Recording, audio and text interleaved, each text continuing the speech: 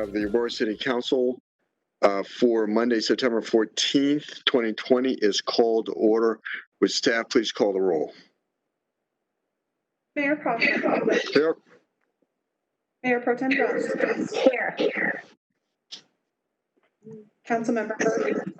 Here. Councilmember Bergen. Here. Councilmember Coombs. Present. Councilmember Gardner.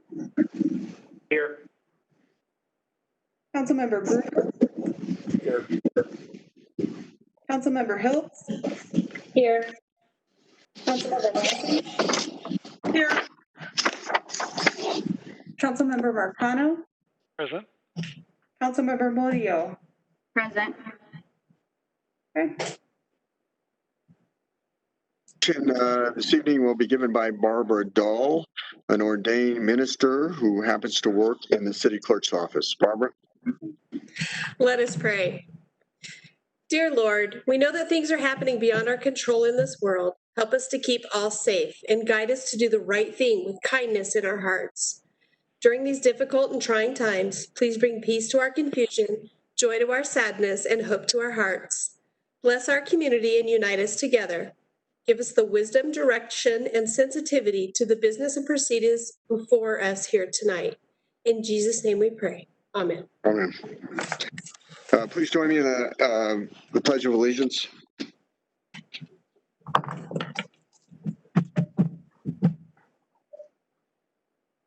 I pledge allegiance to the flag of the United States of America and to the republic for which it stands, one nation, under God, indivisible, with liberty and justice for all.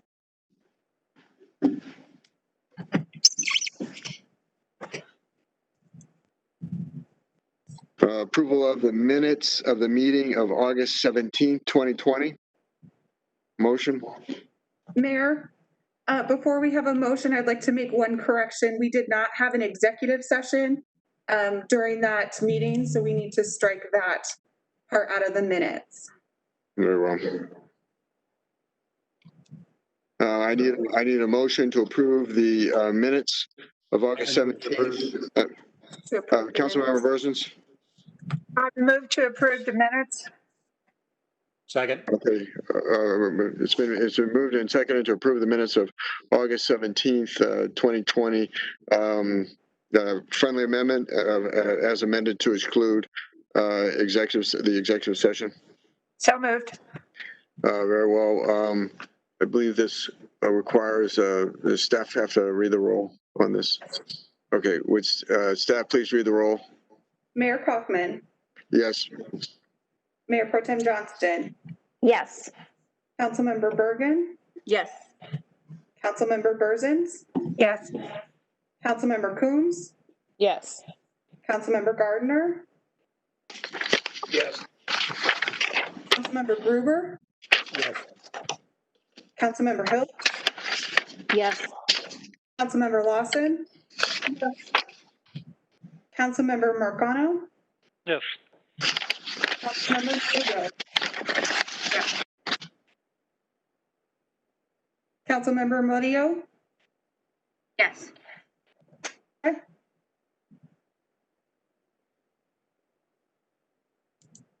That motion passes.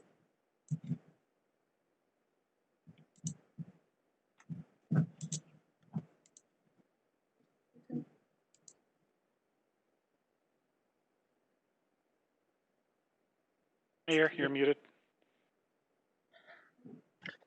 Ceremony, public invited to be heard. Yes, there's one public invited to be heard. Our first caller is Adam Fong.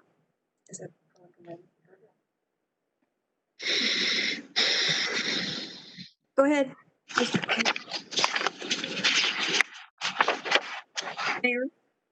Yes. Hello. Good evening, Mayor and City Council. Thank you for letting me speak. Once again, my name is Adam Fung, and I'm speaking on behalf of myself and among others. There has lately been a controversy over Council members Coombs' ordinance on raising the minimum wage in Aurora to $20. I know there's a lot of pushback from a lot of business owners here, but the thing about it is I believe that this will help working class families. Working class families struggle every single day to make ends meet, especially where you have marginalized communities out there too. I've been a rank and file employee for all my life, and every day I feel like I'm struggling to make ends meet. If raising the minimum wage can help bring dignity and respect in the working class, that's something to think about. Instead of seeing government giving tax loopholes to the rich where they don't have to pay much in taxes at all. They don't pay their fair share of taxes. The middle class, the working class pays more taxes than say the top 1%. So I really believe that we should really discuss raising the minimum wage to $20, like Allison Coombs, or even a little bit more, because inflation has been, the way things have been adjusted through inflation, it should at least be 17, 20, 23 maybe. So it depends on what statistics you look at and everything like that. So in conclusion, we need to start, doing more for the working class, because the working class makes up over 90% of our economy here.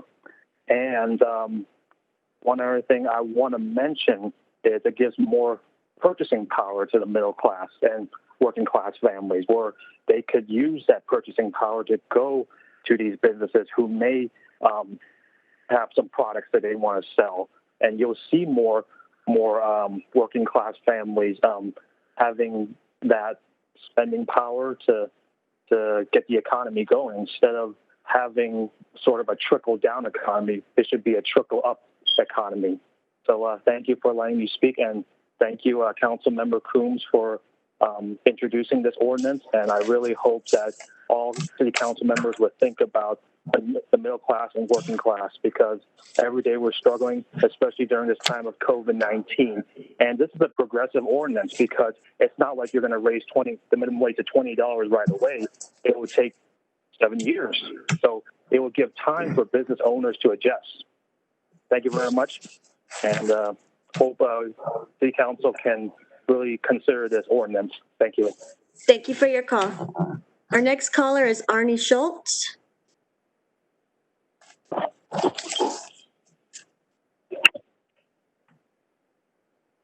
Mayor Coffey, members of the City Council.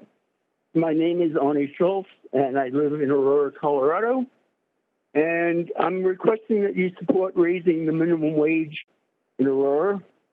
I urge you to do your research and not just go by perception. The minimum wage in more than 20 states and 26 cities and counties across the United States increased this year. That affected more than half of the country's population and marked the greatest jurisdictional raise in U.S. history. Of the states and municipalities increasing the minimum wage, 17 will hit or surpass $15 an hour. 4 more states and 23 more municipalities will raise their wage floors as well. Those living and working in Illinois and the city of St. Paul, Minnesota, will see their salaries increase twice this year. Among the cities that have agreed to raise the minimum wage to $15 an hour this year are Seattle, Petaluma, California, and New York. And as you know, the Denver City Council passed an ordinance to increase the city's minimum wage to $12.85 this year, to $14.77 next year, and to $15.87 in 2022. Some of the arguments for raising the minimum wage include increasing economic activity and spurring job growth, reducing poverty. The minimum wage has not kept up with inflation. Improvements in productivity and economic growth have outpaced increases in minimum wage. Increasing the minimum wage will reduce income inequality. It will also reduce race and gender inequality. It will increase worker productivity and reduce employee turnover. The current minimum wage is not high enough to allow people to afford housing. It's not high enough to allow people to afford everyday essentials. Increasing the minimum wage will lead to a healthier population and prevent premature death. It will increase school attendance, decrease high school dropout rates, and it will also reduce crime. I had sent you a long letter. I hope some of you have read it. I emailed you 5 references from 5 studies that indicate raising the minimum wage does not increase small businesses to close, or does not force small businesses Your to comments. close. I hope you've had, excuse me? Please wrap up your comments. We're Hello? almost at 3. Okay, I hope you've had a chance to read those, and if you haven't, please read them. Thank you. Thank you for your call. Thank you. Is there further public invited to be heard? That is all the calls, Mayor. Very well. Mayor? Pardon me, point of order, Mayor. I'm hearing from some folks that they're on the phone, but they didn't get in the queue somehow. Including some folks that are trying to speak on ketamine, though, so I wonder if they're being delayed. But yeah, just hearing that folks were expecting to be able to speak. Councilmember, that's a great question. They go through an operator, so they may be in the queue for the operator. And this is, the ketamine portion will have its own kind of public comment section. So this is just the public invited to be heard portion. The ketamine is an agenda item, and we're only doing non-agenda items right now. Are there further non-agenda items on public invited to be heard? Mayor, point of privilege. Councilmember Bergen. Just like to make a statement. I really want to thank everyone for all the emails, the messages, the phone calls that I received regarding the protest that happened at my house yesterday. I'm actually overwhelmed by the outpouring of support and kindness. And I also want to thank Mayor Pro Tem Johnson, Councilmember Gruber, and Councilmember Berzins for reaching out to me. I really appreciate your concern. And lastly, I want to say that although the protest of almost 3 hours at my house was not violent, the targeted picketing ordinance was not followed. And the tactic of intimidation is not productive. In fact, even though I eventually tried to talk to the group, making demands is not a good way to expect real progress. Instead, the constituents and neighbors were appalled. So again, I just want to thank everyone that did reach out. Appreciate the kindness that was shown to me. Thank you. Are there further public invited to be heard on non-agenda items? Mayor, there are no further public invited to be heard, but I would like to make a quick announcement. If you are looking to call in live, the public comment live number is 855-695-3475, and you need to press *3 to reach an operator. I'm sorry. Callers wishing to speak during the public invited to be heard portion of the agenda have been placed in a queue. The city clerk's office will call out the names of each individual prior to their remarks. They will have a maximum of 3 minutes to make their remarks. Individuals who would like to comment on public hearings or other agenda items have also been placed in a queue.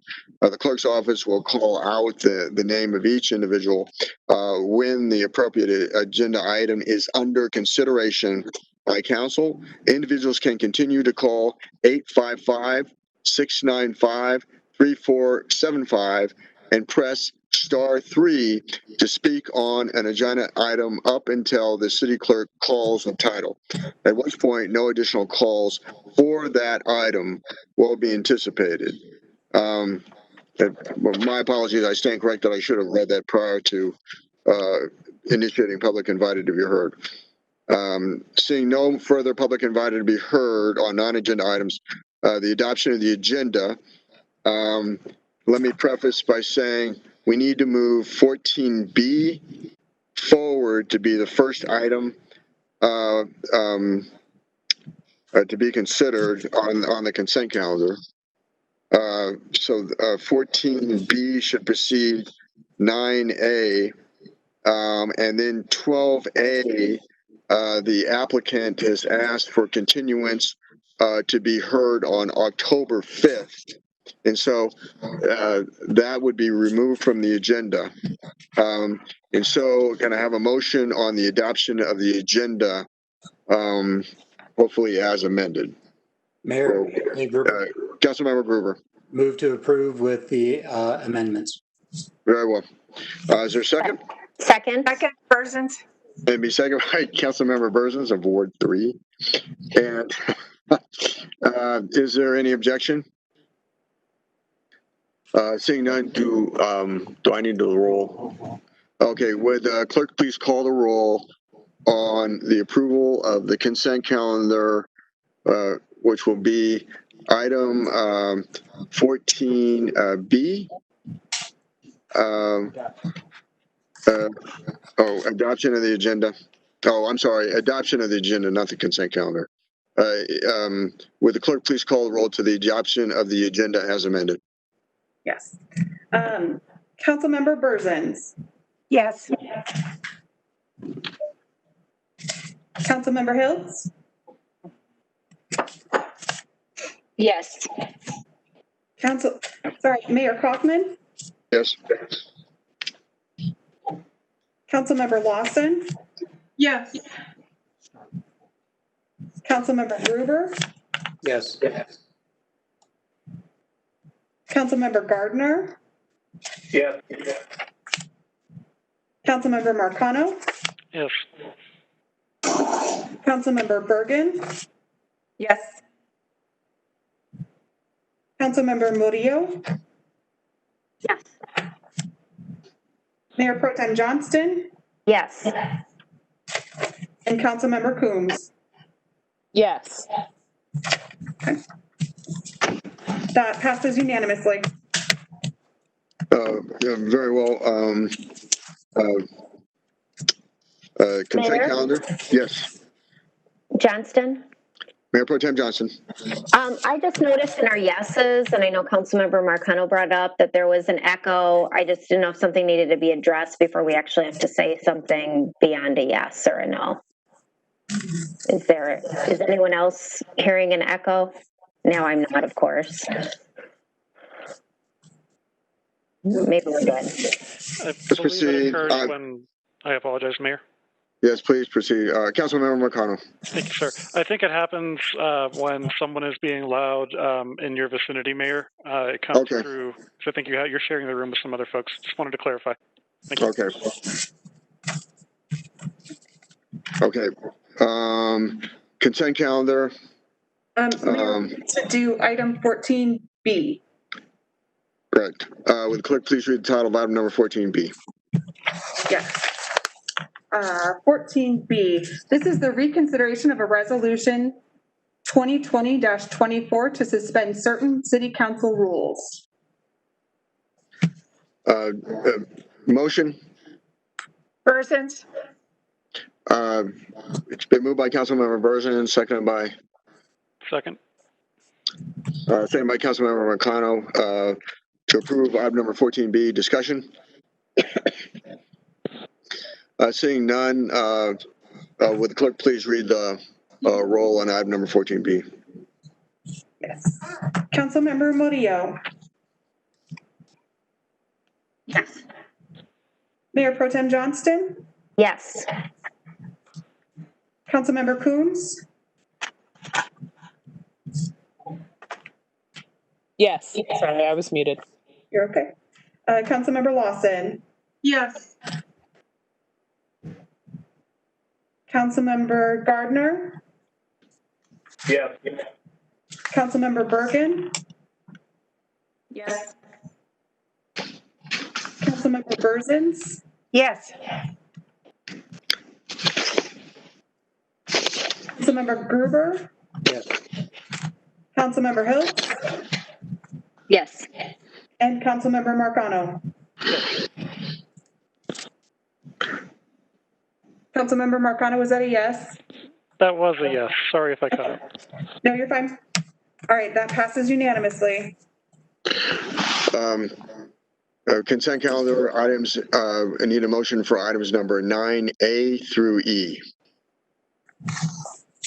Mayor, can I jump in? This is Dan Money with the City Attorney's Office. Sure. What happened to 12A? Because if that is being continued, that needs to be continued on the record. We move in the passage of the agenda. We move that to the 5th of October. Okay, so that was made clear that it was October 5th on that Yes. date? Okay. Yes. Sorry about my background. I need a motion on consent calendar number 9A through 9A through E. Mayor, move to approve. Councilmember Gruber. 9E. It's been moved by Councilmember Gruber, seconded by Coombs. Councilmember Coombs to approve item number 9A through E on the consent calendar. Is there any opposition? Discussion? Seeing none, would the clerk please call the roll on item number 9A through E of the consent calendar? Councilmember Gardner. Yes. Councilmember Coombs. Yes. Councilmember Bergen. Yes. Councilmember Berzin. Yes. Councilmember Murillo. Yes. Mayor Pro Tem Johnston. Yes. Mayor Kaufman. Yes. Councilmember Lawson. Yes. Councilmember Gruber. Yes. Councilmember Hiltz. Yes. And Councilmember Marcano. Yes. That passes unanimously. Need a motion to approve consent calendar number 9F and G. Mayor. Councilmember Councilmember Berzins. Thank you. Move to approve 9F and G. Can we take them together? Yes. Okay. Move to approve. Is there a second? Mayor, second. Coombs. It's been moved by Councilmember Berzin, seconded by Councilmember Coombs to approve consent calendars item number 9F and 9G. Discussion? Seeing none, would the clerk please call the roll on the approval of consent calendar at item number 9F and 9G? Councilmember Murillo. Yes. Councilmember Lawson. Councilmember Gruber. Yes. Councilmember Gardner. Yes. Councilmember Coombs. Yes. Councilmember Bergen. Yes. Councilmember Berzins. Yes. Councilmember Hiltz. Yes. Councilmember Marcano. Yes. And Mayor Pro Tem Johnston. Yes. That one passes unanimously as well.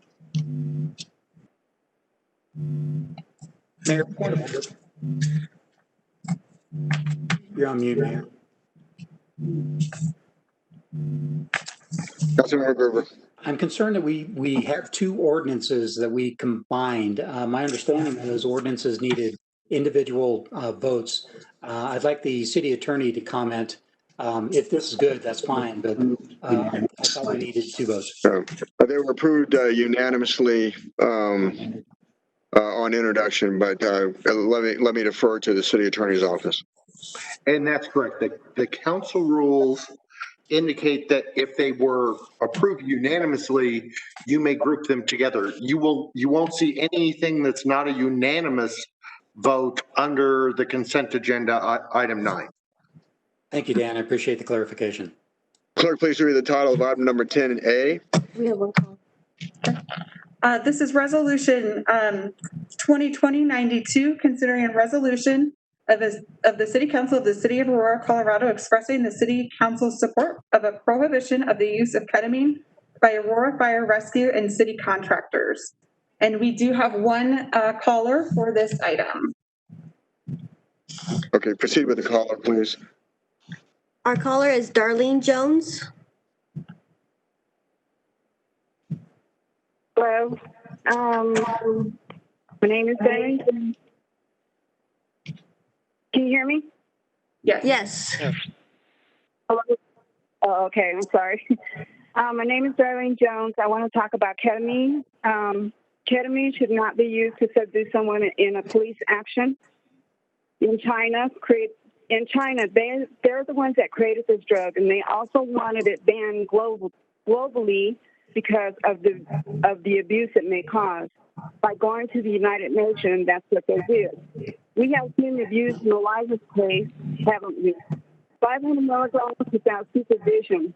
Ketamine has been classified as a Schedule III controlled substance due to potential for abuse and addiction.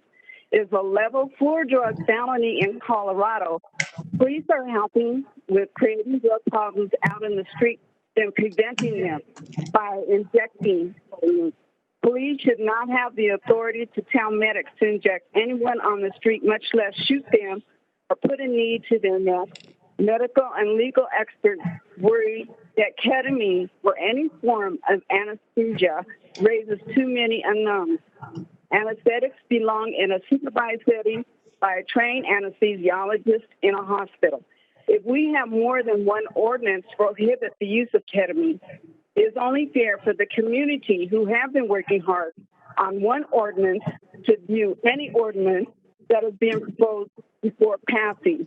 I ask you, please approve both or table it until the next 6-month meeting so we, the community, can get a chance to look at the proposed second one if there is a second one.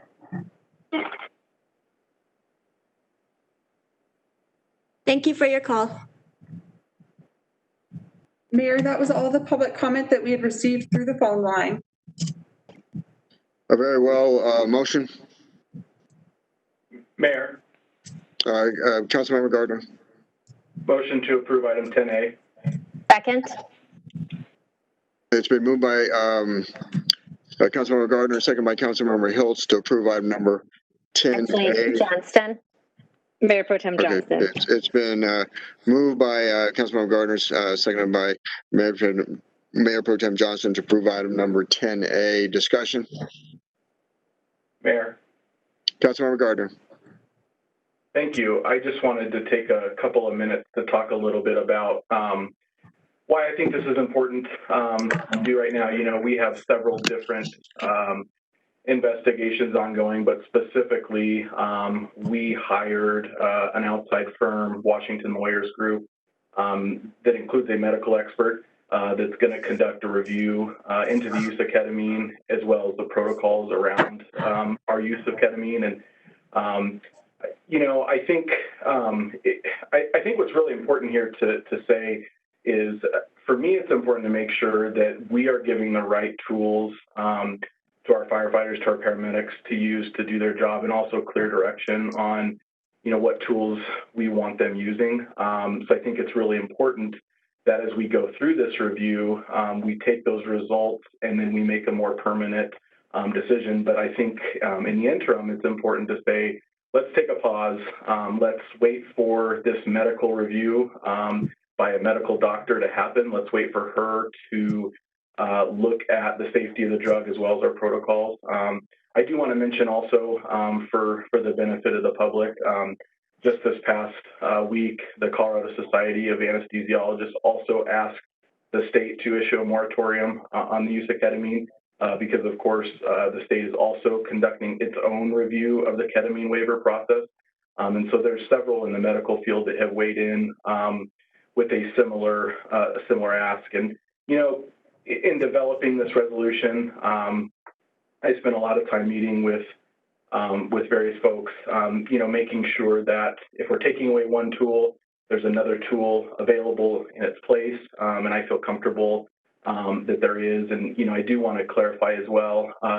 So the moratorium, how it would work is it would take effect once the protocols are updated, the medical protocols around the administration of ketamine. In addition, the Aurora firefighters would have to be trained in the new protocol. So both of those things would have to happen.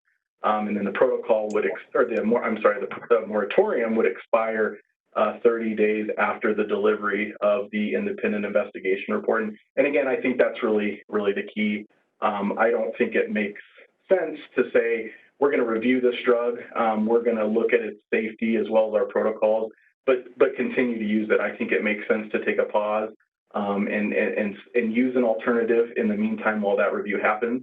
And then upon delivery of that result, council as the policymakers in the city can review what's in that report, and then we can make a permanent decision on what tools we want to make sure that we have. So I hope that I have the support of my colleagues in taking this important step. And with that, I'll wrap up. I support suspension of the use of ketamine until if and when it is determined to be safe. City of Aurora has engaged an outside medical expert, as well as the Colorado Department of Public Health and the Environment is doing its own investigation into the efficacy, into the safety of ketamine. And so it's only right to suspend the use of it until it is determined, if and when it is determined to be safe. Further questions or comments? Yes, Mayor. Councilmember Marcano. Thank you, sir. I want to thank Councilmember Gardner and Mayor Pro Tem Johnston for bringing forward this emergency resolution. I do agree this is a topic of great interest, especially to the public. And I just want to clarify to folks who reached out to me earlier that we do have another ordinance that's making its way through the Public Safety Committee that will be heard at a future date, and perhaps Councilmember Hiltz can specify as to when.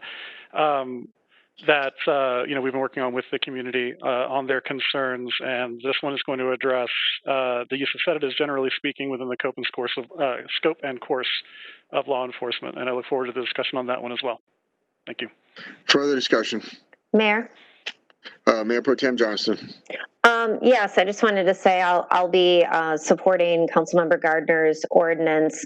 I appreciated the in-depth reaching out that he did with Aurora Fire Rescue, medical professionals. I personally reached out to the Colorado Department of Public Health and Emergency for their Colorado's Emergency Medical Practice Advisory Council. They're a team of physicians that grants waivers to municipalities to administer ketamine. And I did ask several months ago that they suspend that program. Right now, it's just left to reviewing. I did a lot of reaching out to our delegation, like I said, CDPHE, and the bottom line is the review is just what's happening at the state level. I still hope that the state does put a moratorium. I don't think it should be just based on the city you live in and the council that's behind it, how this policy should go. But the bottom line is that's not happening. And in the meantime, this is a way that we can say a study is happening. We've done that with other things, that we are going to pause while we look at those results. I do want to say, because I know that window's been open, this doesn't mean one way or the other of how we may proceed after this, even based on the results of the study. I have my own opinions about the use of ketamine in these situations, and I know that we will visit that with a robust discussion when this study is complete. But in the meantime, I think this is very, very reasonable, and we do have alternatives that Aurora Fire Rescue and folk can use in the meantime. Thanks. Further discussion. Seeing none. Sorry, Councilmember Hiltz. Councilmember Hiltz. Thank you. I just wanted to briefly say that I also support moving this forward. I know this has been a topic of conversation, And I think it makes sense to do a temporary moratorium until we get that investigation back. And we will, at the Public Safety Committee, continue to have these conversations. And Councilmember Marcano, I think you're scheduled in October. I don't have the agenda in front of me, but I will circle back with you. But I believe that's when ketamine is scheduled for your ordinance. Further discussion? Seeing none, the question before us is the adoption of item number 10A. Would clerk please call the roll? Councilmember Hiltz. Yes. Councilmember Lawson. Yes. Councilmember Bergen. Yes. Councilmember Marcano. Yes. Mayor Pro Tem Johnston. Yes. Councilmember Coombs. Yes.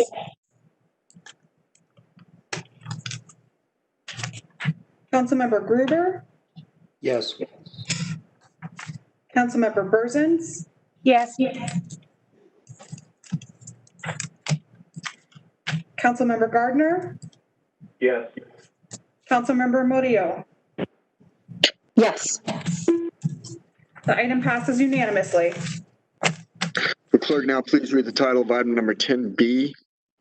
10B is Resolution 2020-81, consideration to approve a resolution of the City Council of the City of Aurora, Colorado, approving an intergovernmental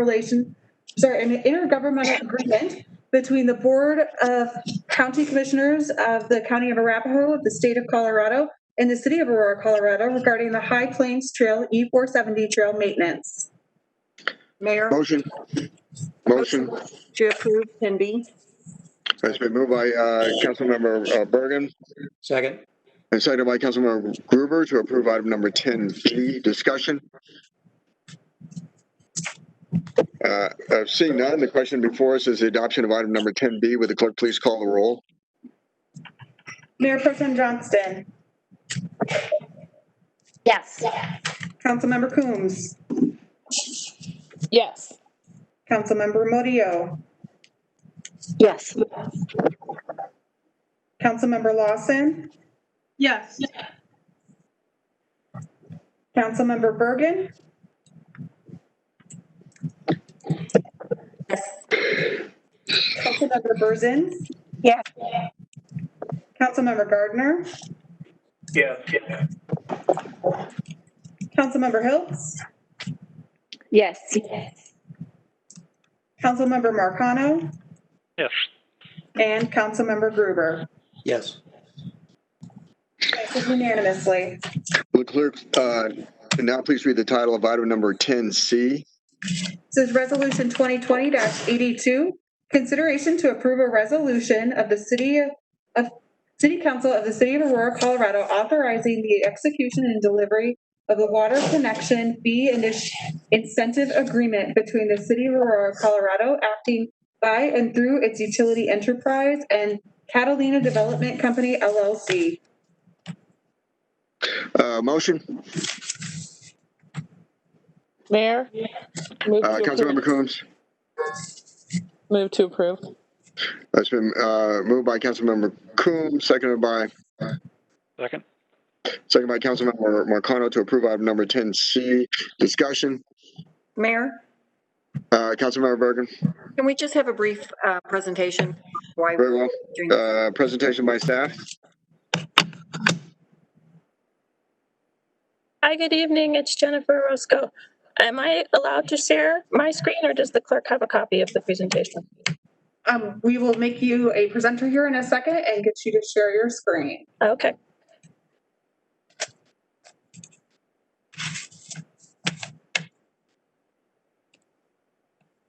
You should be a presenter now. Great. Okay, hopefully everyone can see this. Yep.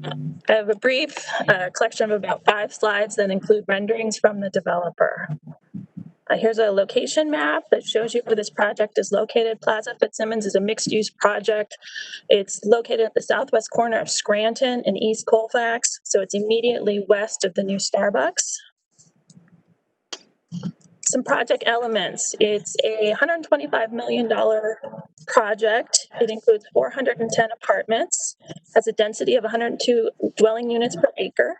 This project includes a new product type for the city, which is 8 live-work units. So they have ground floor commercial space and then a living unit above, 1 or 2 bedroom living unit above.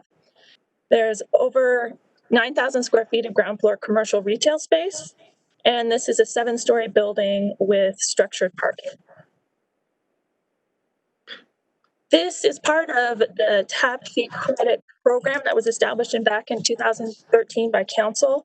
It was meant to incentivize mixed-use development at our train stations and designated urban centers. The program will award up to $1 million per project, and we have had 3 prior projects, Forum at Fitzsimmons, Iliff Peak, and Parkside. There's a little over 1 million remaining in the project, and the criteria as dictated by council when the program was established was that the projects must be 4 stories, with 3 being residential. They must be elevator served. They must have structured parking. They need to have commercial uses along the majority of the first floor frontage. 55% of the retail space must be sales tax generating, and they must have a primary residential entrance on the first floor frontage.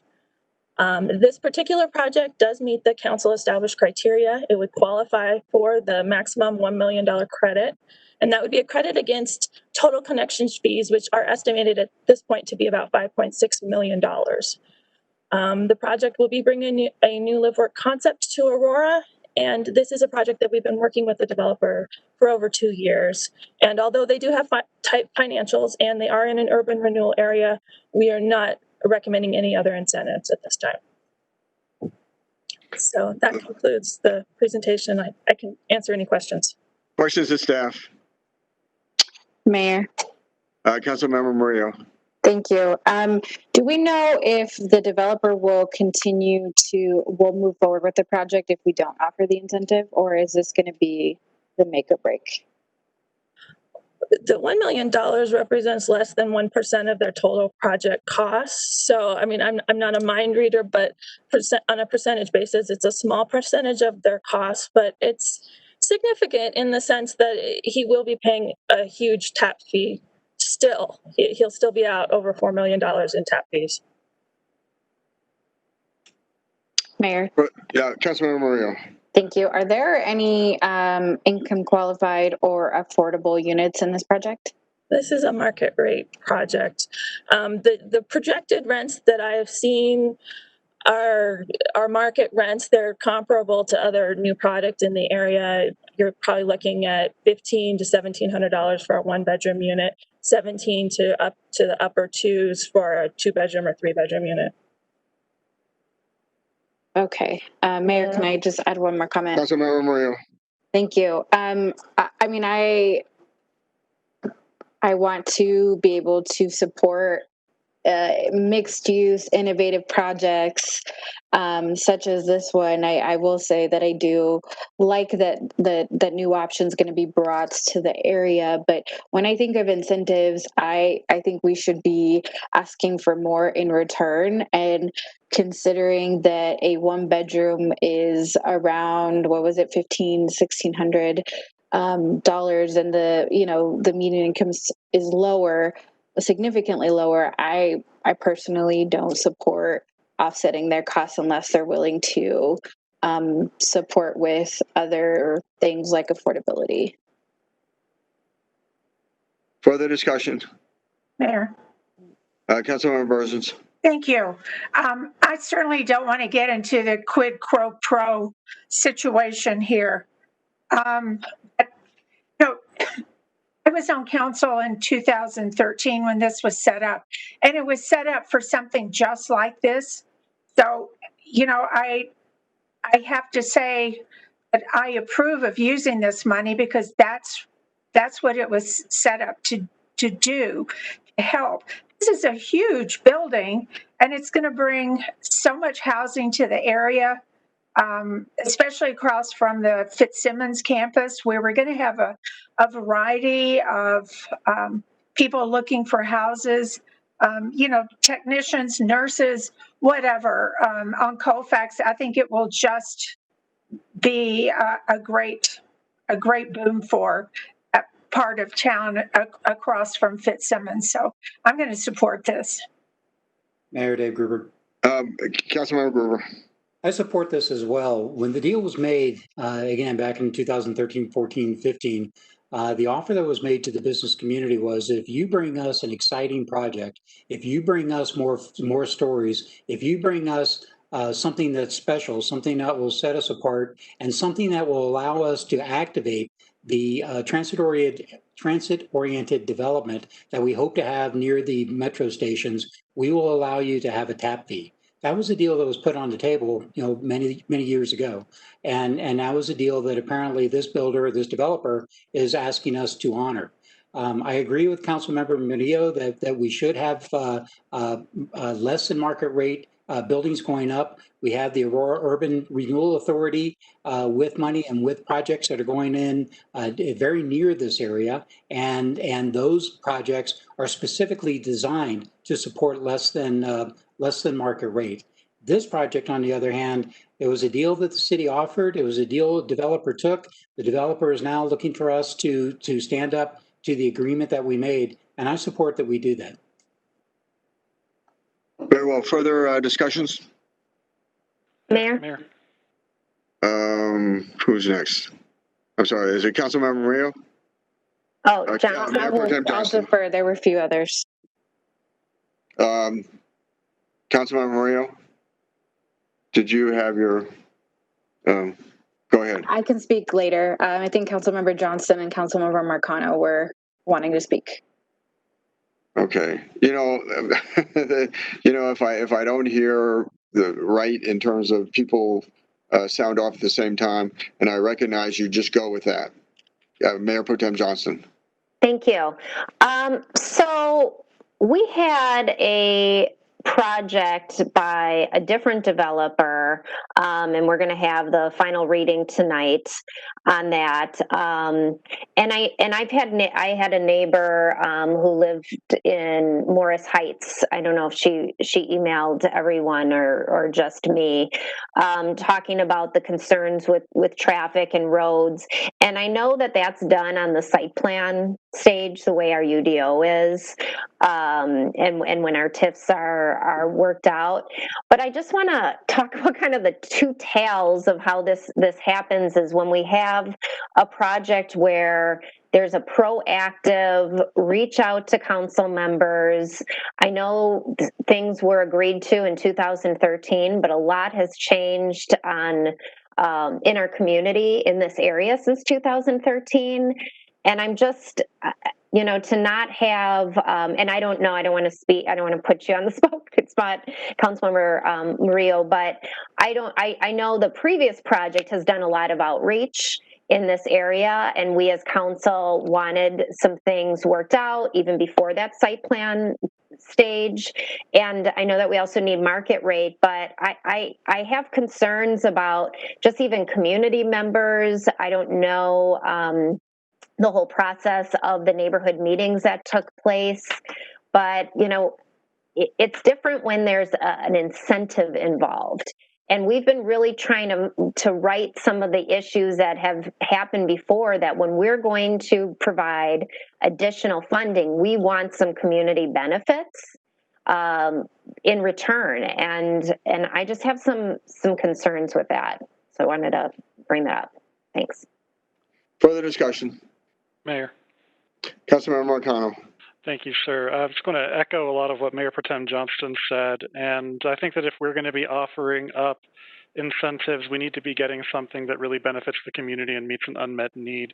So with that in mind, I can't support moving that forward. Further discussion? Mayor. Councilmember Murillo. Thank you. I just wanted to address some comments. I mean, yeah, we can make soft, and I wasn't on council when some of those deals were struck, but I am on council now, and when it comes to the needs of my constituents and what we're hearing needs to be implemented, this doesn't exactly align up, right? And so again, when we're going to be using the limited resources via incentives that we have, I think we should be doing so judiciously. And I'm going to be really hard about what we're getting in return. Density, period, doesn't bring just a sudden economic growth. The trickle down kind of argument there doesn't reach people, especially when you think of service workers. We're having debates on whether we should raise the minimum wage. And from what I can hear, there's some people who don't want that to happen, right? And so if, let's say, we don't raise the minimum wage, wages have been stagnant, rents have been increasing, really what we're doing is we're making this an exclusive place to live, and exclusive to people who already live in the community who may not be able to just, afford that upward mobility in the matter of months. I always hear from the building community that the time is money and that we need to be efficient. And I have no doubt that if this is approved, that they're going to do so quickly. And so I don't see that the median income or people's wages are going to raise overnight. And so really what we're talking about is that people who have a median income in the district currently aren't going to be able to benefit from these amenities. So again, I'm about a process and I'm about, change, but it has to be done in the right way. It has to be done equitably. And this to me isn't that project. And when I think of what the city should be using taxpayer dollars for, it's that return, so that people who are paying into those taxes now can actually afford to benefit from that amenity. Mayor? Further discussion. Mayor? Councilmember Coombs. So yeah, I think in recent conversations that I've been having with folks, there's been a lot of conversation about affordability, and not just affordability in terms of income, qualified and subsidized. I've had a number of constituents comment about the lack of affordable housing in the city. And I think when they talk about that, what they mean is housing that is affordable to working people, that may not income qualify for programmatic housing. And so I do think that when we look at a project like this and we think that $1,600 for a one bedroom is workforce affordable, it doesn't matter what market rate is considered at this point. It's not affordable to people in the workforce. And so I think we have a huge gap in that area. And so if we're giving $1 million to a project and they're not even offering housing that fills in that gap in the workforce housing component, then that's something that I can't support. Further comments? Mayor. Councilmember Bersons. Oh, thank you. I hear what y'all are saying, and like I said, I don't want to get into quid pro quo thing here, but this has already been set up for this particular kind of thing.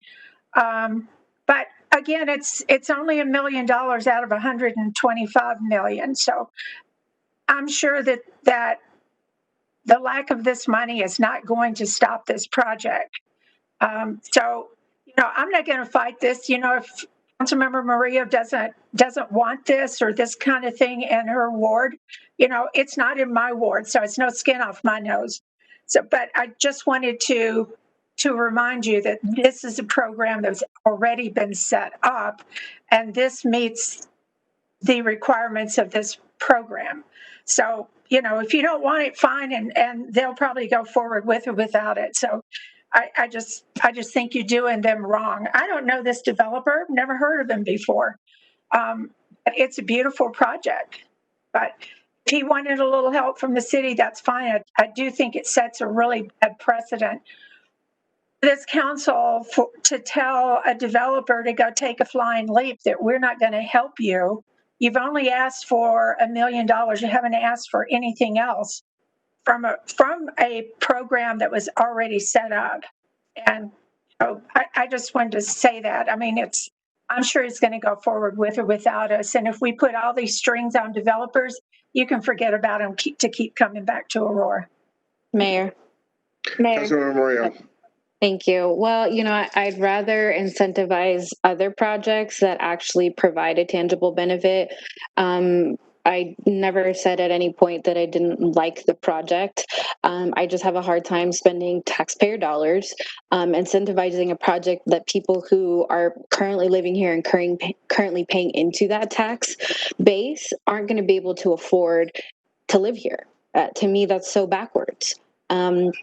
We're excluding people from enjoying the thing that they paid into. So, and developers are very well aware that there's an election every 4 years. That, you know, to pretend that all of a sudden they're not aware of those changes and that that's somehow completely shocking. I mean, we've heard that argument over and over again, and it's just not. I mean, it is a different time. Things don't stay stagnant. And 2013 to 2020 is a really long time to make a promise, you know, and to not check in with council members in terms of, you know, like what their priorities are, because ultimately that's where the approval lies. And again, I want to be able to support and incentivize development. I really like parts of this project. I will say that. It's not necessarily that I don't think that there's some positive that comes out of here, but I want to see the tangible parts of how it's positive. And to me, that's in affordability. That's what we can control in this project. It's a housing project. So, you know, we could also talk about the types of businesses that are there. Are going to be local businesses? Are they going to be Black-owned businesses, people of color-owned businesses, women-owned businesses? Right? We could talk about so many different things, but that's not what we're up for discussion at the moment. Further discussion. Mayor. Let's see. It was Councilmember Hiltz and Councilmember Hiltz. Gruber. Councilmember Hiltz. Oh, thank you. I was going to say I agree with Councilmember Murillo and Mayor Pro Tem Johnson and all the other council members who have spoken.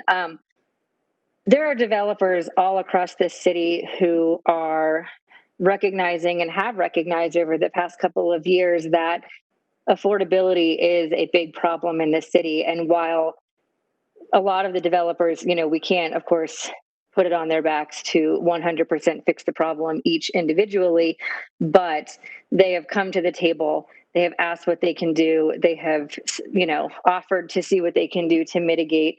And that has been, I think, in part because we have a council who's asking those questions, but in part because a lot of developers really do want to have those conversations and they just need to be asked. And I don't see that happening here. And I think that's something that's been going on for years now. And so if those conversations haven't been had, to come and ask for money without engaging in those conversations, I think is just a surprise from the developer side that that's a conversation that wasn't happened. I don't know if they reached out to Councilmember Murillo. I'm getting the hunch that maybe not. I wasn't reached out to, of course. So I don't know, at least not to my knowledge. So I don't support moving this item as is with that incentive agreement as well. And I agree with Councilmember Murillo on this. I think in today's day and age, to not have those conversations in an area that we know is rapidly increasing and at the top tier on a national, you know, rate of increase is poor planning. Further questions? I'm sorry, further comments? Let's see. Councilmember Gruber. Yeah, I just wanted to mention that the area that we're talking about is a vacant field. So we're not talking about displacement. We're not talking about moving people away. This vacant field is directly across the street from a $6 billion hospital, which is adjacent to another $1.5 billion hospital, which is adjacent to another $1 billion hospital. The medical people who live in those hospitals or who work in those hospitals have nowhere to live in Aurora. So what they do is they travel every day in and out of town in order to go to their apartments. By having this across the street where professional people can actually live, we will increase the number of professionals in this area, which is, by the way, was defined as a need in our housing need. So again, we can say, yes, we had a deal. Yes, we promised the business community that if you follow the rules, we will we will follow the rules on our side. Now we're saying, you know what? Any deal we had on the table prior to the last election no longer counts. we already have a reputation of being a very bad business dealer, a very bad business community because of the decisions that this council makes. This is another example where we're telling a business owner, yes, we had to deal. There was an election. Your deal's off the table. You shouldn't have trusted us in the first place. Shame on you. This is going to lose, but I think it's a real shame because this would be a major benefit to the city. And even if the developer puts it up on his own, you know, the bad feelings that are going to create because of the fact that we didn't follow through, we didn't do what we promised we would do. Shame on us. Further comments? Mayor. Councilmember Marcano. Thank you, sir. Again, I sincerely doubt that a project is going to fall through for less than a percentage of the overall cost. And yes, elections do have consequences. I am standing here before you because I campaigned on affordable housing and to stop the, basically handing away of benefits to market rate projects. So I don't really know what the expectation is here. I mean, elections have consequences, that's why we have them. And there's a majority of people in this city, it seems, that care about affordability. So I am happy with this decision. I think I know the way this is going to land, and thank you all. Councilmember Coombs. I don't have anything more to say. Oh, sorry. Okay, let's see. Bergen. Councilmember Bergen. Thank you. Can you guys hear me? Yes. Yes. Okay. Yes. Sorry. Yeah, we have a lot of talk about not having enough housing in our market, and the more housing that you have, then that is going to help in terms of affordability. When we decrease the housing market, then prices go up. I think it's a beautiful development, and it's perfect for this particular area near the hospital. And so I think we're not really operating in good faith. So moving forward, that would be a different thing. But if we had that agreement, I think we should honor it. And I'm in favor of the project. Further discussion. Seeing none, the court. Mayor, can I speak? Councilmember Lawson. I just want to make a comment. I agree with my council colleagues. One of this area that is so intriguing is that it has such a diversity of incomes. And I know a lot of times we reflect on the crown jewel of the hospital, and I understand that. But in the meantime, also, it needs to also have affordability also.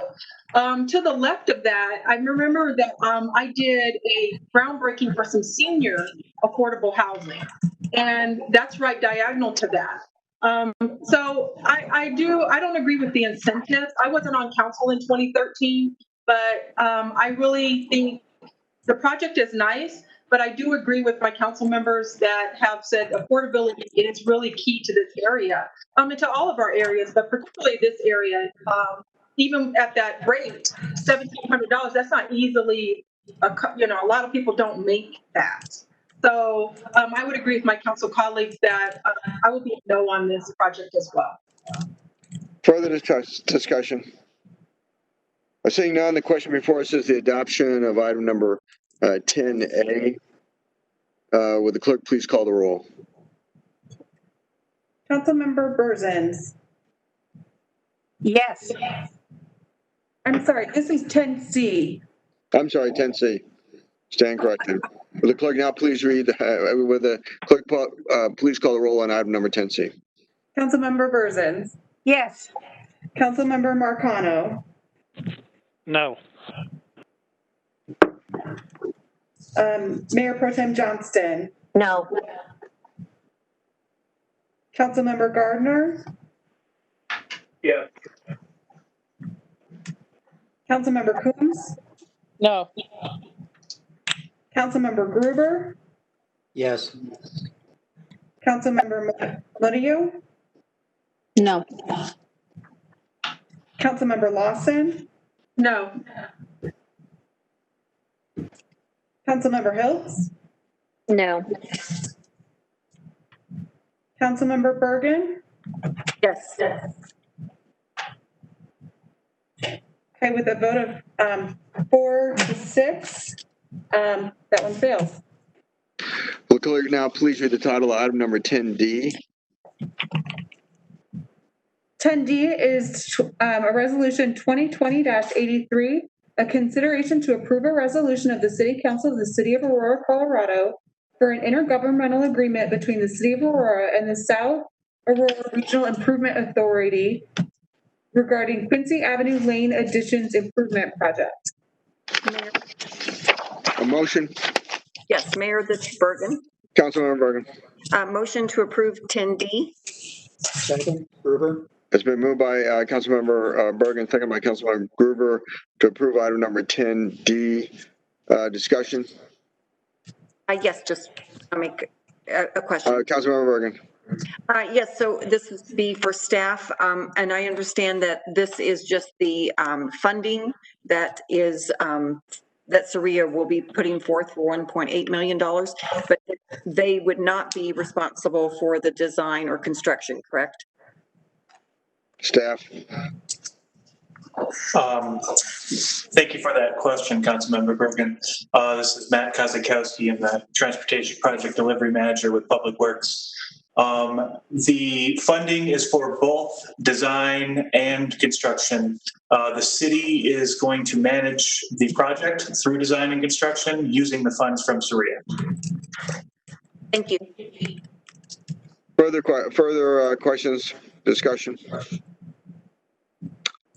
Seeing none, the question before us is the adoption of item number 10D. Would the clerk please call the roll? Councilmember Gruber? Yes. Councilmember Murillo? Yes. Councilmember Lawson? Yes. Councilmember Hiltz? Yes. Councilmember Berzins? Yes. Mayor Pro Tem Johnston? Yes. Councilmember Gardner? Yes. Councilmember Bergen? Yes. Councilmember Coombs? Yes. And Councilmember Marcano? Yes. That one passes unanimously. The clerk now please read the title of item number 10E.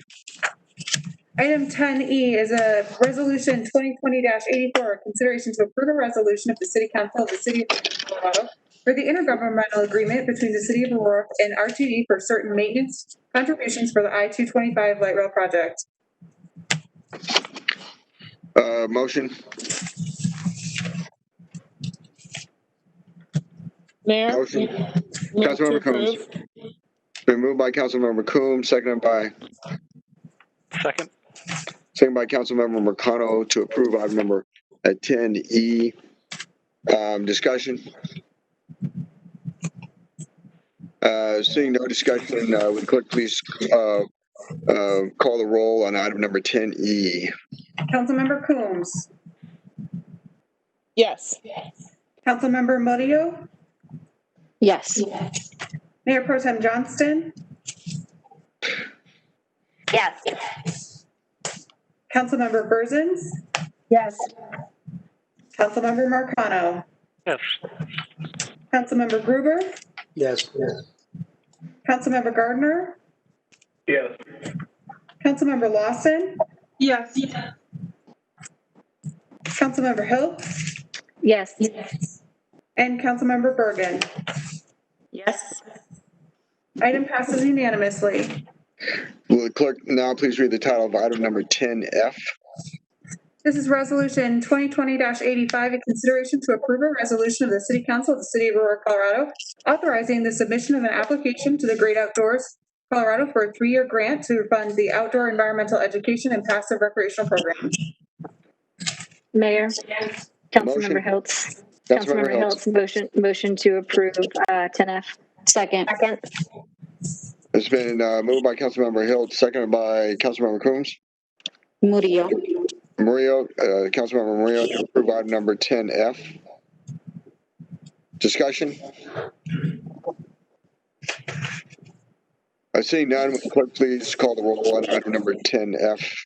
Councilmember Marcano? Yes. Councilmember Gruber? Yes. Councilmember Gardner? Yes. Councilmember Coombs? Yes. Councilmember Murillo, Yes. Councilmember Hills, Yes. Mayor Pro Tem Johnston, Yes. Councilmember Bergen, Yes. Councilmember Burzins, Yes.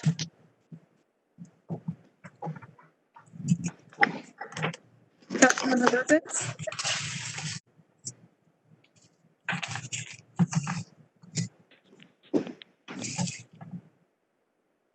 Councilmember Burzins, I didn't hear that. Oh, I was a yes. Oh, okay, thank you. I just didn't catch that. Okay. Councilmember Lawson, Yes. Councilmember Hills,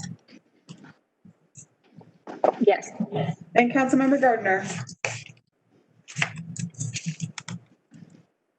Yes, again. Oh, did I already call you? Yep, me too. Okay. But I was an enthusiastic yes, though, so I'll do it twice. My apologies. All right, that passes unanimously. Clerk, now please read the title of item number 10G.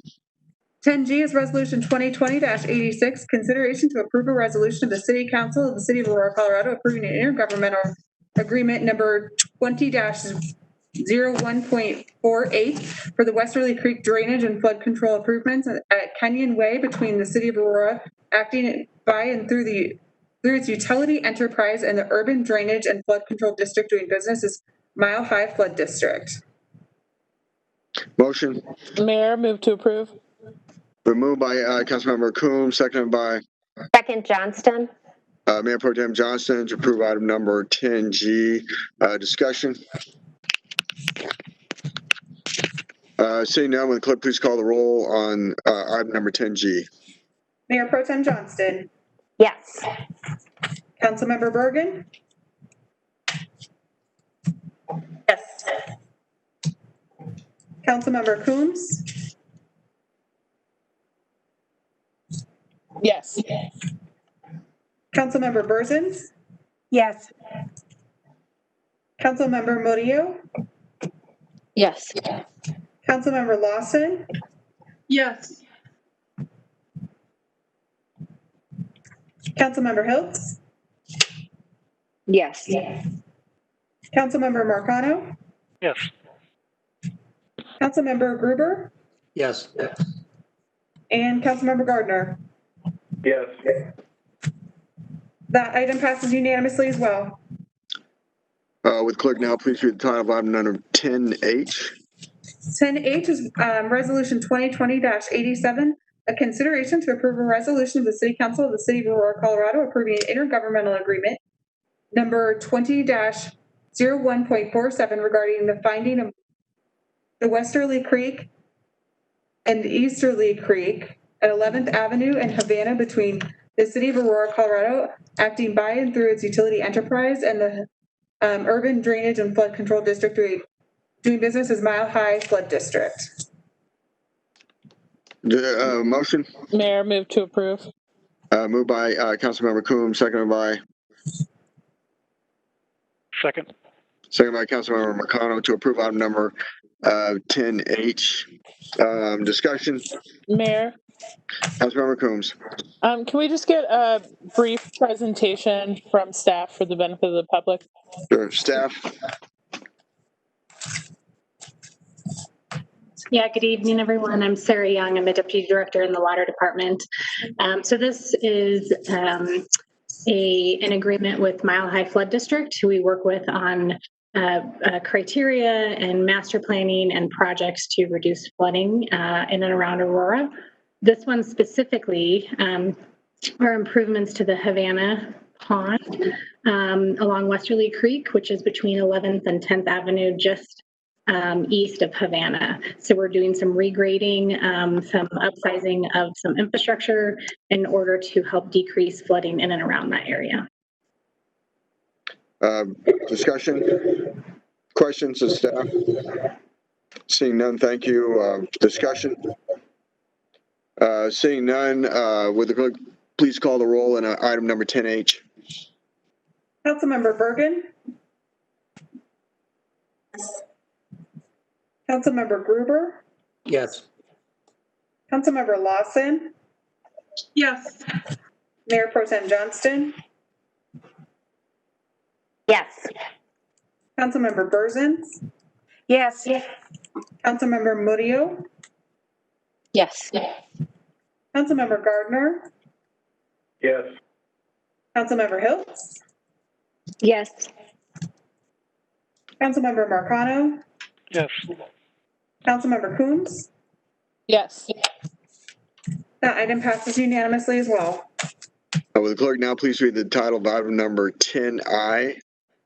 This is Resolution 2020-88, consideration to approve a resolution of the City Council of the City of Aurora, Colorado, approving an intergovernmental agreement between the City of Aurora, Colorado, acting by and through its utility enterprise, and the Metro Wastewater Reclamation District regarding interim wastewater treatment facilities and for transport property in Box Elder Creek.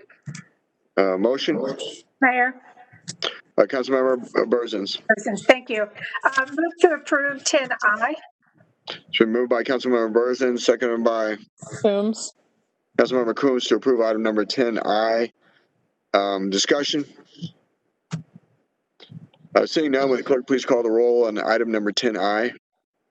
Councilmember Gruber, Yes. Councilmember Lawson, Yes. Councilmember Berzins, Yes. Councilmember Murillo, Yes. Councilmember Hiltz, Yes. Councilmember Marcano, Yes. Councilmember Gardner, Yes. Councilmember Bergen, Yes. Mayor Pro Tem Johnston, Yes. and Councilmember Coombs. Yes.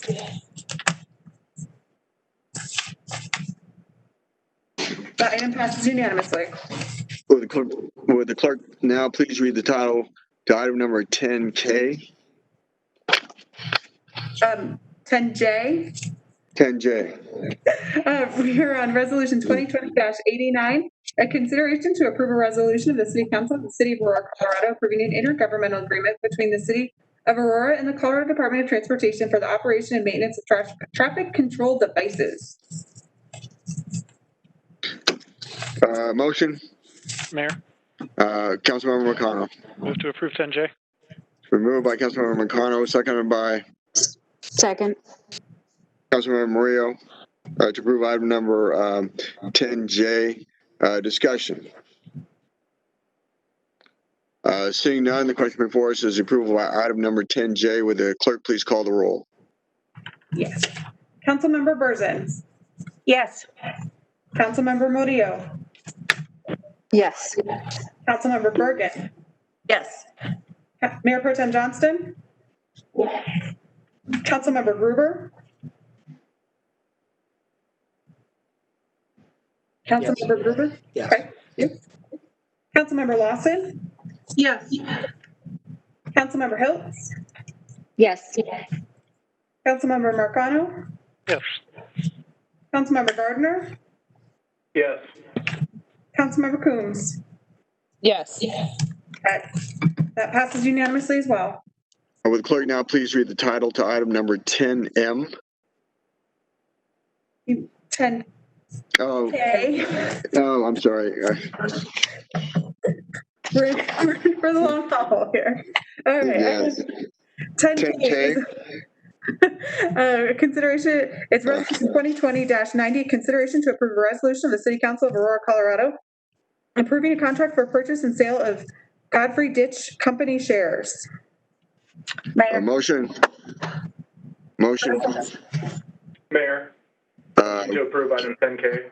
Okay, it's been moved by Councilmember Gardner, seconded by Councilmember Berzins to approve item number 10K. Discussion. Mayor, Councilmember Coombs. can we get a brief presentation from staff for the benefit of the public, please? Staff. Yes, good evening. My name is Alexandra Davis. I'm Deputy Director for Water Resources in the Water Department. And Water Resources is responsible for many of the acquisitions that we are bringing to you. This particular water right is in the Godfrey Ditch. The Godfrey Ditch is located just south of Greeley and west of LaSalle. It's the last ditch before the Big Thompson confluence with the South Platte. Currently, the city of Aurora owns 58 of 160 shares in the Godfrey, and this purchase will bring our total shares up to 83, or 51.87% of the ditch, which is very helpful for the city to have a larger ownership in the company, because then we can make sure the company is run correctly and operates well. The 25 shares are being sold for $2.875 million and are estimated to have a consumptive use of 288.9 acre feet. This particular transaction was brought to the city council as a bankruptcy auction. And so the council gave us permission to pursue the auction, and then the sellers changed and there were various things happened, but now it has been reoffered to us not as an auction, but just as a straight sale. And so we are bringing it back to you because the transfer has changed in that context. So I will stop there and see if there are any questions. Questions? Mayor Dave Gruber. Councilmember Gruber. As a result of the auction and then the new owner, are there any issues with water court, or will we own this free and clear?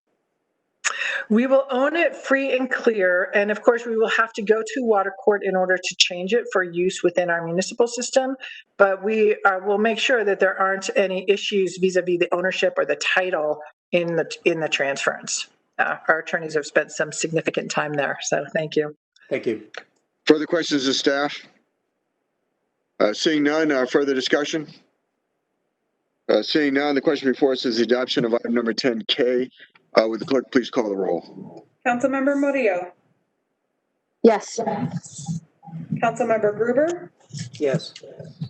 Councilmember Coombs. Yes. Councilmember Hiltz. Yes. Councilmember Gardner. Yes. Councilmember Marcano. Yes. Councilmember Lawson. Yes. Mayor Pro Tem Johnston. Yes. Councilmember Bergen. Yes. And Councilmember Berzins. Yes. That passes unanimously. Would the clerk now please read the title of item number 10L?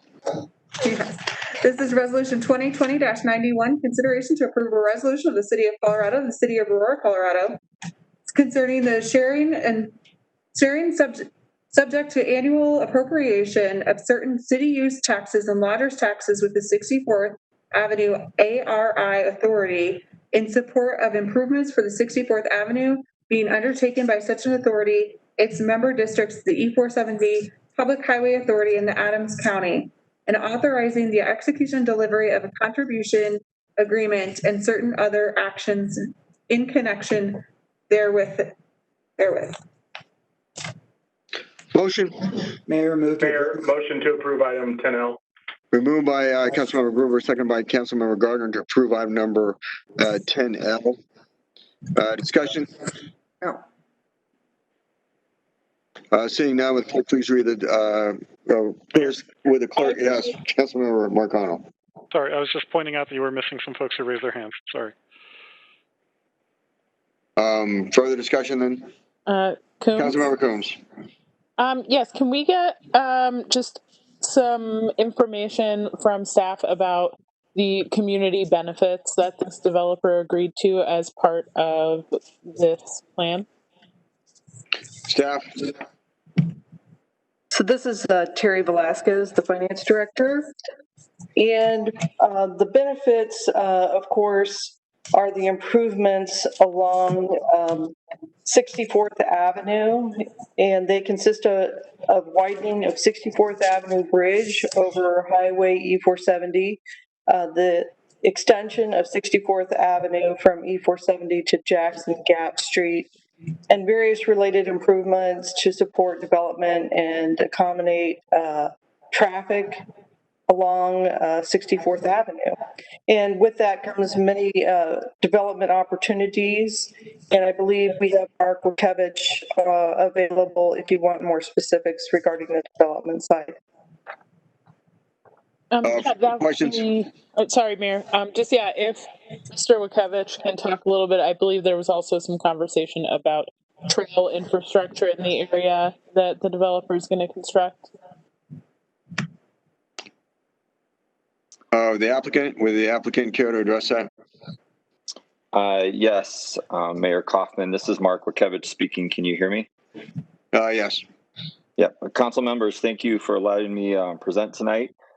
Terry, thank you for the information that you shared already. And Councilmember Coombs, to answer your question further, the other community benefits that will happen go along with the master plans and the FDPs that are currently either approved or in place with both the West Side development, the Full and Wider development, and the Porteos development. They include, open space requirements. This is not really a residential area. In fact, there's only a very small sliver of land on the West Side property that's actually even zoned for residential because of the airport zoning around it. But the benefits for the community, as Terry had pointed out, include putting the infrastructure in to help spur more of the residential needs that are out there, as far as like grocers and places to eat and other activities like that. Further questions of the applicant? Further discussion? Mayor? Mayor Pro Tem Johnston.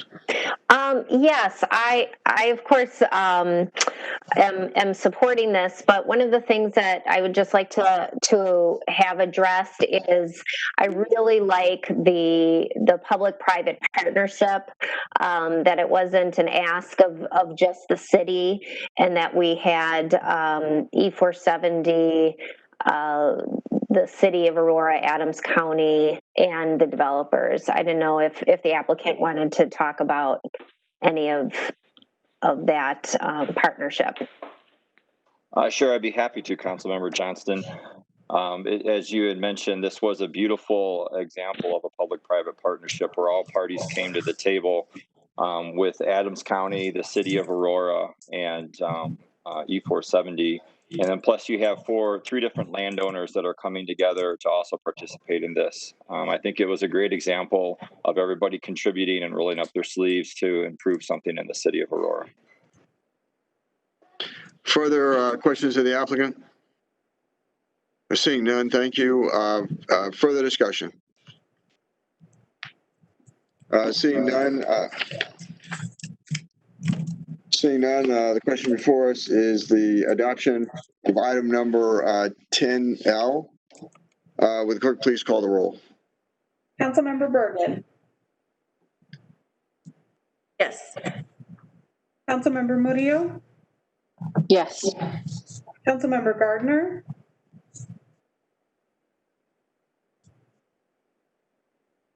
Councilmember Gardner. Yes. Councilmember Marcano. Yes. Councilmember Gruber. Yes. Councilmember Lawson. Yes. Mayor Pro Tem Johnston. Yes. Councilmember Berzins. Yes. Councilmember Hiltz. Yes. Councilmember Coombs. Yes. That one passes unanimously. The question before us is the adoption of item number 10M. Would the clerk please read the title? This is Resolution 2020-93, consideration of a resolution to approve of the City Council of the City of Aurora, Colorado for an intergovernmental agreement between the City of Aurora and the Colorado Department of Transportation regarding the funding for the 13th Avenue Multimodal Corridor Study. Mayor. Motion? Mayor. Councilmember Murillo. Move to approve agenda item 10M. It's been moved by Councilmember Murillo to approve item number 10M and seconded by Coombs. Councilmember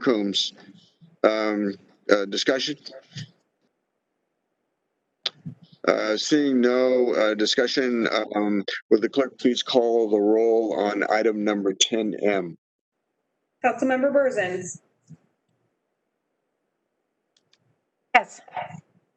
Councilmember Hiltz. Yes. Councilmember Gardner. Yes. Mayor Pro Tem Johnston. Yes. Councilmember Gruber. Yes. Councilmember Lawson. Yes. Councilmember Bergen. Yes. Councilmember Murillo. Yes. Councilmember Coombs. Yes. And Councilmember Marcano. Yes. That passes unanimously as well. Will the clerk now please read the title of item number 10N? This is Resolution 2020-94, consideration to approve a resolution of the City Council of the City of Aurora, Colorado, appointing 2 members to the Board of Directors of the Havana Business Improvement District. Motion? Mayor, move to approve. It's been moved by Councilmember Gruber, seconded by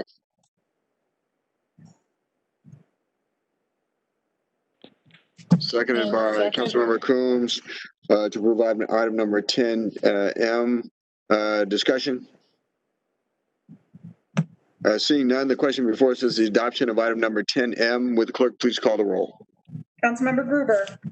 Yes. Councilmember Lawson.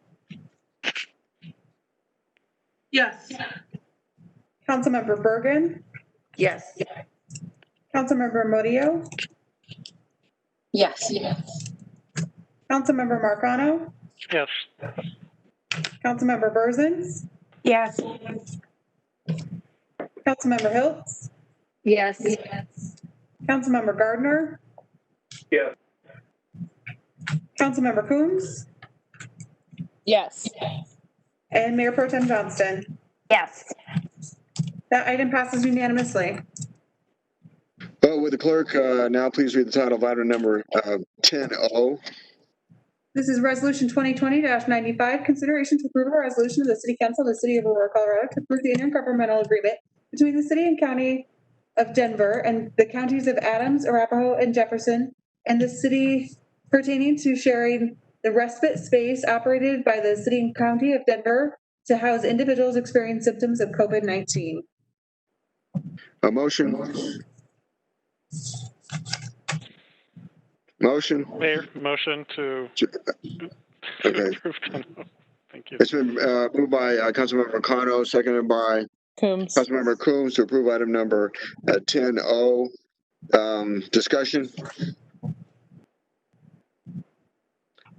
Seeing no further discussion, would the clerk now please read would the clerk now please call the roll on item number 10O? Councilmember Berzins. Yes. Councilmember Gardner. Yes. Councilmember Hiltz. Yes. Yes. Councilmember Gruber. Yes. Councilmember Lawson. Yeah. Councilmember Bergen. Yes. Councilmember Murillo. Yes. Councilmember Marcano. Yes. Mayor Pro Tem Johnston. Yes. And Councilmember Coombs. Yes. The item passes unanimously. Good. Would the clerk now please read the item? Please read the title of item number 10P. Yes, this is Resolution 2020-96, consideration to approve a resolution of the City Council of the City of Aurora, Colorado, authorizing the assignment of the city's private activity bond allocation for 2020 to the Aurora Housing Authority and providing other details in connection therewith. Motion? Motion? So moved. Motion to approve item 10P. It's been moved by Councilmember Bergen, seconded by Councilmember Murillo to approve item number 10P. Discussion? Seeing no further discussion, would the clerk please call the roll on item number 10P? Councilmember Coombs, Yes. Councilmember Gruber, Yes. Councilmember Murillo, Yes. Councilmember Lawson, Yes. Councilmember Bergen, Yes. Councilmember Berzins, Yes. Councilmember Gardner, Yes. Councilmember Hiltz, Yes. Councilmember Marcano, Yes. and Mayor Pro Tem Johnston. Yes. The item passes unanimously. Will the clerk now please read the title of item number 11A? 11A, this is 2020-34, a public hearing and consideration of an ordinance for introduction of the City Council of the City of Aurora, Colorado, zoning 25.65 acres of land, more or less, generally located west of Powhatan Road and east of 6th Avenue to the north and east Alameda Avenue to the south, within the county of Arapahoe, the state of Colorado, to residential medium density district and amending the zoning map accordingly. Public hearing is now open. There is no public comment, Mayor. There's no public comment. Motion? Actually, there needs to be a staff presentation. Okay. Even a brief one. Please proceed.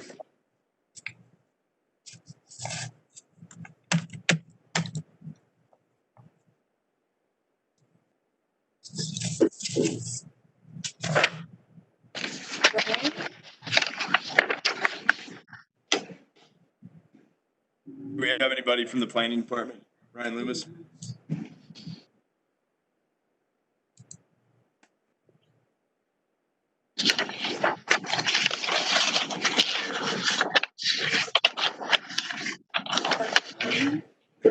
I can give a brief overview of it. This was, would you like me to do that, Mayor? Yes, please proceed. Okay. This was an annexation that had been done by the city previously. Any annexation that we get, that we do, has to be zoned initially. There you go. Camera's working now. It has to be zoned initially, rezoned from what would be county zoning to the to city zoning, and this zoning is, as the title states, zoning 25.65 acres in that area of Pratt Road, 6th Avenue to the northeast, 6 Alameda, or East Alameda Avenue to the south, within the county of Arapahoe, state of Colorado, to a medium density district, and that would be R2. So it would allow that kind of housing, a medium density housing. So if the city would want to do that, then I don't know if the applicant is here, but if staff is not here, I would assume the applicant is not here as well. I'm here now, if need be. Sorry, Brandon. My apologies. I think Dan adequately described this. It's associated with a recent annexation approved by the council of an enclave annexation associated with a utility corridor to R2, which is the same zoning as the surrounding area, supported by the comprehensive plan, also unanimously recommended by the city or the planning commission. Motion, and then we'll go to questions. Mayor, move to approve 11A. It's been moved by Councilmember Gruber, seconded by Second, Johnston. Mayor Pro Tem Johnston to approve item number 11A. Are there questions of staff or the applicant? Mayor Dave Gruber. Councilmember Gruber. So I just wanted to, based on the reading, it sounds like the reason we need to do this is that in order to have roads put through this area, the land has to be annexed into the city. Is that correct? Yes, councilperson, that is correct. It would create a jurisdictional consistency in the area and make those things more predictable, development of utilities and road corridors. Thank you. Further questions? Seeing none, further discussion? Seeing none, would the clerk please call the roll on item number 11A? Councilmember Murillo? Yes. Councilmember Murillo? She said yes. Yes. Sorry, that did not come through on our end. No worries. Councilmember Lawson? Yes. Councilmember Bergen? Yes. Councilmember Gardner? Yes. Councilmember Hiltz? Yes. Councilmember Marcano? Yes. Councilmember Berzins? Yes. Councilmember Coombs? Yes. Councilmember Gruber? Yes. Mayor Pro Tem Johnston? Yes. The item passes unanimously. Item number 12A has been deferred till the 5th of October, 2020. Would the clerk now please read the title of item number 13A? 13A is 2020-35, consideration of an ordinance for introduction of the City Council of the City of Aurora, Colorado, amending Chapter 102 of the City Code of the City of Aurora, Colorado, relating to the General Employees Retirement Plan. Motion? Mayor, move to approve. It's been moved by Councilmember Gruber, seconded by Second. Councilmember Marcano to approve item number 13A. Discussion. Seeing none, would the clerk please call the roll on item number 13A? Councilmember Bergen? Yes. Councilmember Gardner? Yes. Councilmember Hiltz? Yes. Yes. Councilmember Marcano? Yes.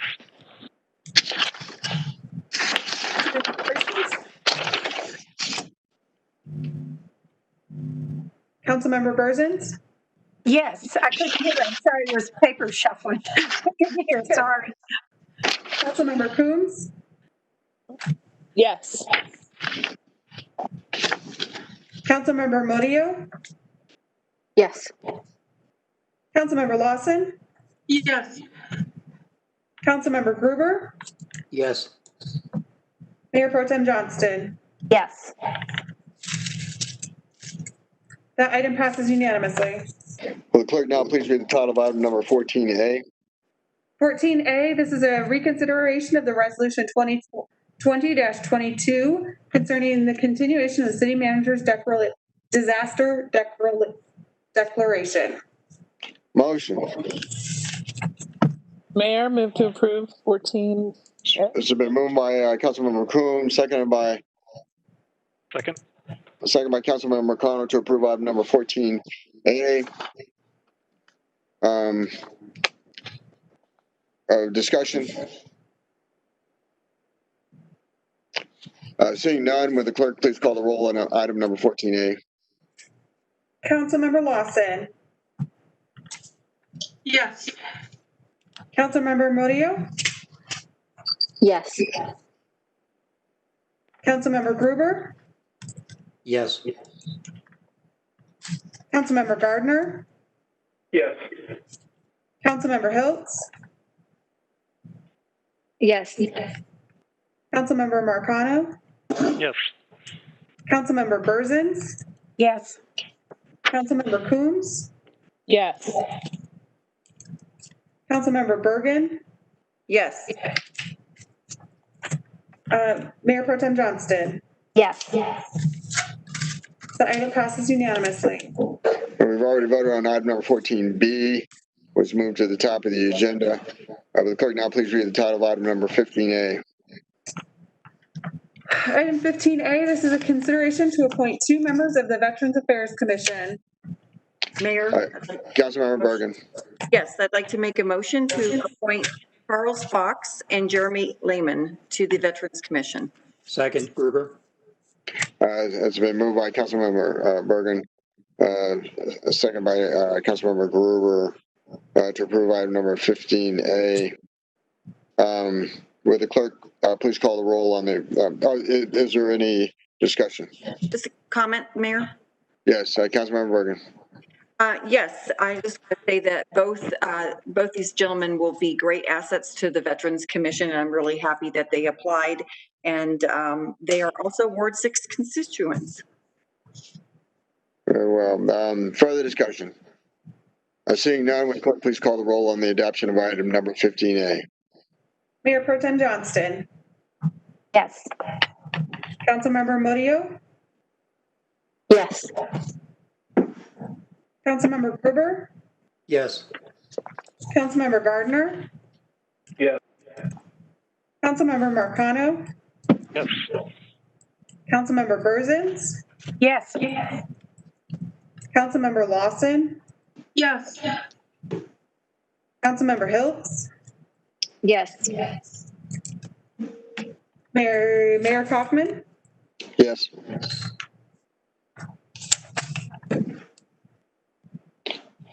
Councilmember Coombs. Yes. And Councilmember Bergen.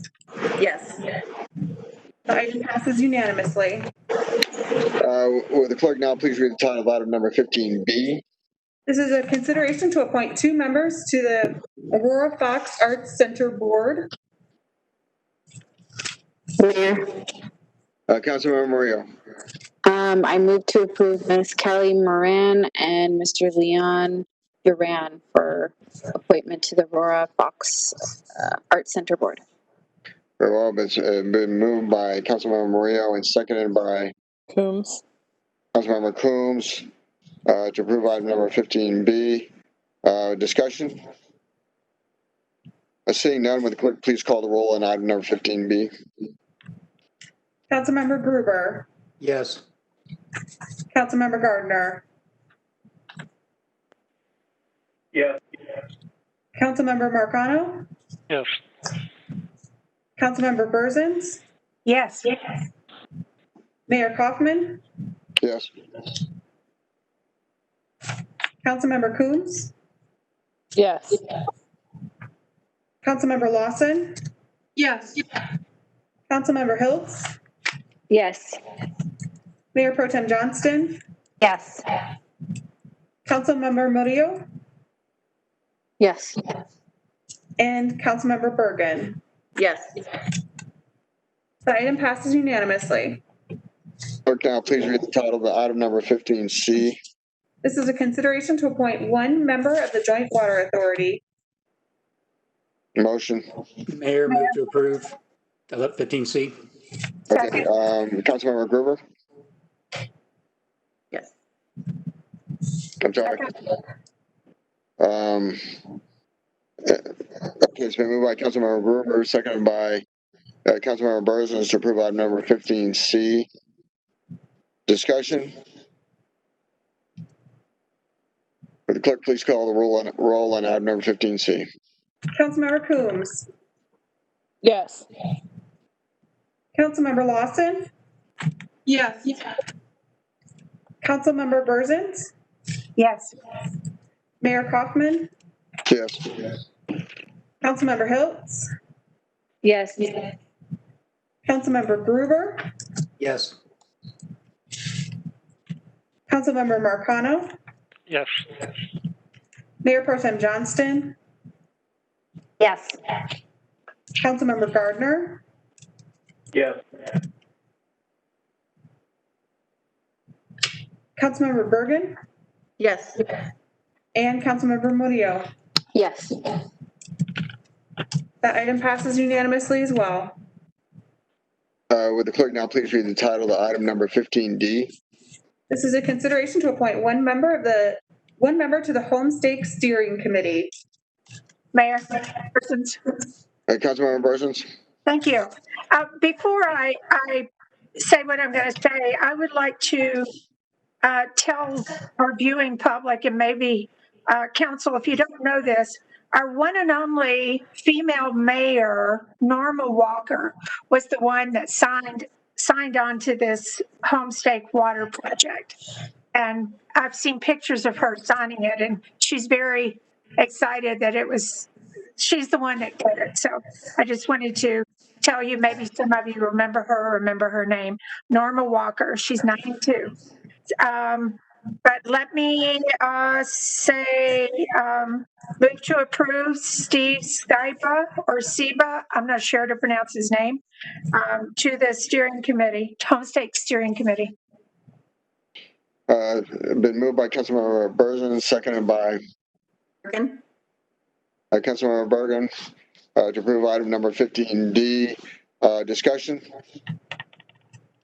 Seeing none, would the clerk please call the roll on item number 15D? Councilmember Lawson? Yes. Councilmember Bergen? Yes. Councilmember Murillo? Yes. Mayor Kaufman? Yes. Councilmember Berzins? Yes. Councilmember Gruber? Yes. Councilmember Marcano? Yes. Mayor Pro Tem Johnston? Yes. Councilmember Gardner? Yes. Councilmember Coombs? Yes. And Councilmember Hiltz. Yes. That item passes unanimously as well. Very well. Report by the mayor. I just want to remind all of our residents that the city of Aurora has a COVID testing center located at the Aurora Sports Park at the vicinity of Colfax and Tower Road. It is open from 8 o'clock in the morning to 4 o'clock in the afternoon, Monday through Friday. It is free. It is quick. We expect results to be back within 4 days. Obviously, it is rapid. And so I would encourage everybody to take a look at that. If you haven't been tested, you can be tested if you're with or without symptoms. And obviously those with symptoms, we strongly encourage them to be tested, but it is open to everyone. And so with that, reports from City Council and Mayor Pro Tem Johnston. Thank you, Mayor. I would like to take this opportunity to nominate Catrice Traylor to the Citizen Advisory Budget Committee. And also, I do have to cancel my Ward 2 council meeting for this week. It's already been noticed on the website, and I've reached out to constituents' emails and phone calls due to some family medical issues, but I will be resuming my town hall in October. Thank you. Thank you. Councilmember Berzins. Yes, thank you, Mayor. I just had my Ward 3 meeting last week. We had a very good meeting, and Ward 3, our next meeting in October will be our morning meeting. It will be virtual. I will be getting out the WebEx information to you, but just know that it is our morning meeting, and our morning meetings are on Thursday mornings. So it's October the 22nd. October 22nd, 7:30 in the morning. So go ahead and put that on your calendar. Actually, it is the same date as on the calendar I sent out to you. So have a good week. Thanks. Thank you. Councilmember Lawson. Thank you, Mayor. I would just like to announce that I'm going to be having our 6th class of the Civic Engagement Academy. It will be different this year. It's going to be virtually. So we are accepting applications. You go to the city's website, and I would put civic engagement unless Susan knows the direct link. And we're going to accept all the way up to October 1st. So I hope to see many people in the community participate in this virtual format for civic engagement. Thanks, Mayor. Thank you. Councilmember Bergen. Sorry, I had to unmute myself. Yes, I just want to announce that my Ward 6 Town Hall will be this Wednesday evening from 6 to 8 p.m. And of course, it is virtual since we're still in the COVID. And the agenda will be Chief Wilson will be presenting on school resource officers, as well as some new public safety operations and some of the crime statistics. And then I will also have Marshall Brown, Director of Water, just again doing a presentation on the new water rate methodology, and then I will do my general updates. So again, Wednesday, 6 to 8. Thank you. Councilmember Murillo. Thank you. My next town hall will be Thursday, September 24th at 6 p.m. It'll be held virtually. And then I also wanted to recognize that September 15th through October 15th is National Hispanic Heritage Month. And the reason those dates are chosen is because starting September 15th, a good number of Latin American countries have their Independence Day. For example, Costa Rica, El Salvador, Guatemala, Honduras, and Nicaragua. And then Mexico and Chile celebrate their Independence Day on September 16th and September 18th, respectively. So just wanted to give a shout out. We have such a diverse community. Thank you. Thank you. Councilmember Hiltz. Thank you. I didn't know that's why those dates were selected, so thank you for sharing that.